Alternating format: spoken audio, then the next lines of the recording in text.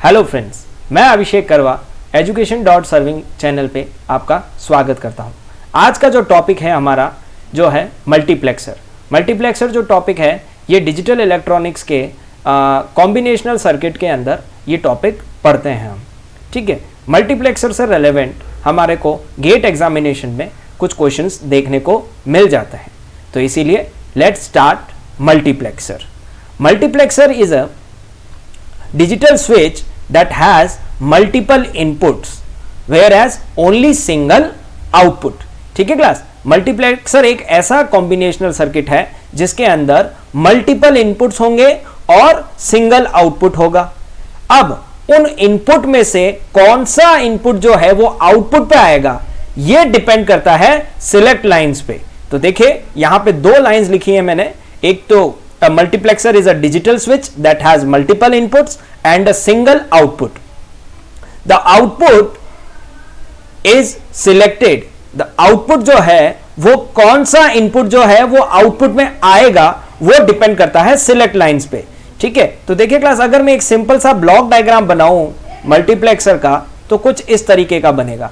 जैसे अगर select lines n है, अगर सिलेक्ट लाइंस n है तो इनपुट लाइंस कितनी होंगी 2 to the power n, 2 to the power n। Let suppose जैसे अगर यहां पे एक ही सिलेक्ट लाइन होती, अगर n की वैल्यू 1 होती तो यहां पे 2 की पावर 1 कितना हो जाता 2, यानी कि 2 क्रॉस 1 मल्टीप्लेक्सर बनता वो 2 क्रॉस 1 मल्टीप्लेक्सर।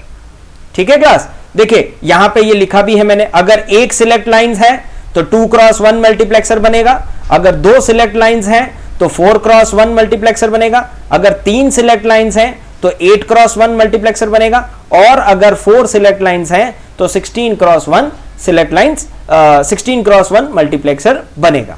चलिए आगे देखते हैं। Now this one is the simplest block diagram for a multiplexer. ठीक है, देखिए यहां पे अगर n सिलेक्ट लाइंस हैं तो यहां पे 2 क्रॉस n इनपुट लाइंस हो जाएंगी। ठीक है, आउटपुट हमेशा एक ही होगा। आउटपुट फंक्शन को कई बार हम लोग f से डिनोट करते हैं या फिर y से डिनोट करते हैं। ठीक है, सो अगला स्लाइड देखते हैं।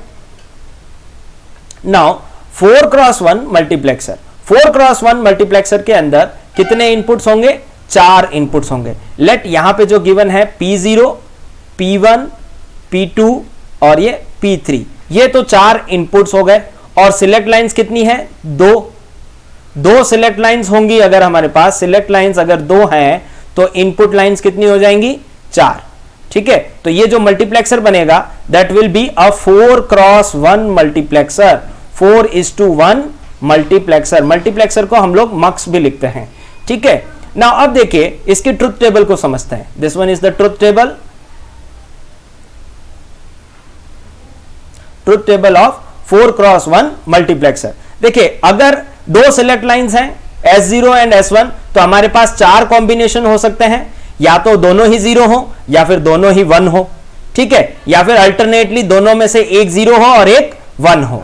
ठीक है, तो अगर देखिए अगर दोनों ही इनपुट, दोनों ही सिलेक्ट लाइंस, अगर दोनों ही सिलेक्ट लाइन 0 0 हैं तो आउटपुट जो आउटपुट पे जो फंक्शन आएगा दैट इज P0, यानी आउटपुट फंक्शन का जो आउटपुट जो डिपेंड करेगा वो किस पे डिपेंड करेगा, only and only P0 input पे डिपेंड करेगा। ठीक है, तो अगर मैं इस कॉम्बिनेशंस इसका एक्सप्रेशन लिखना चाहूं, 4 क्रॉस 1 मल्टीप्लेक्सर का एक्सप्रेशन लिखना चाहूं तो देखिए जहां पे 0 है और जो वेरिएबल 0 है उसके ऊपर बार लगता है। ठीक है, तो देखिए यहां पे क्या आया, जैसे S0 और S1 दोनों ही 0 थे। ठीक है, यहां पे दोनों ही 0 थे। ठीक है, दोनों ही 0 थे और आउटपुट कौन सा आ रहा है मेरे P0, तो this is the first output. फिर इसके साथ साथ में और क्या ऐड हो जाएगा कि अगर S0 1 हो और S1 0 हो, यानी कि S1 तो हो गया 0, S1 इज 0। ठीक है, तो बार लगा दिया, और S0 जो है वो 1 है, और उसी वक्त आउटपुट क्या आएगा P1।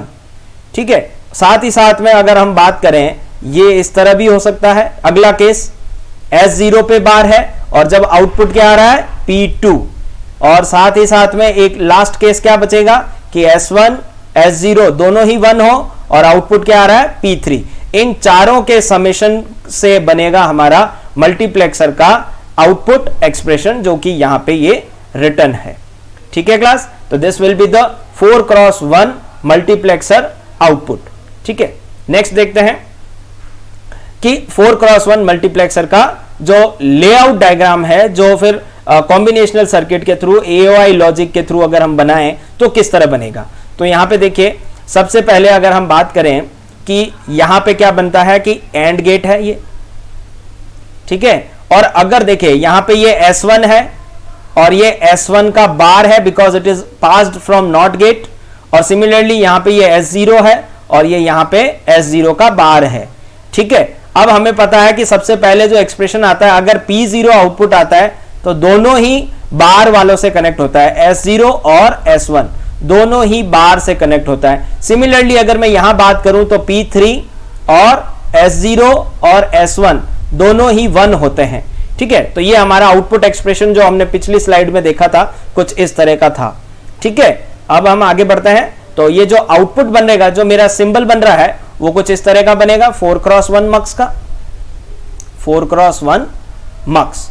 ठीक है, तो उम्मीद करता हूं क्लास 4x1 मल्टीप्लेक्सर आपको समझ में आ गया होगा। नेक्स्ट देखते हैं आगे 8x1 मल्टीप्लेक्सर।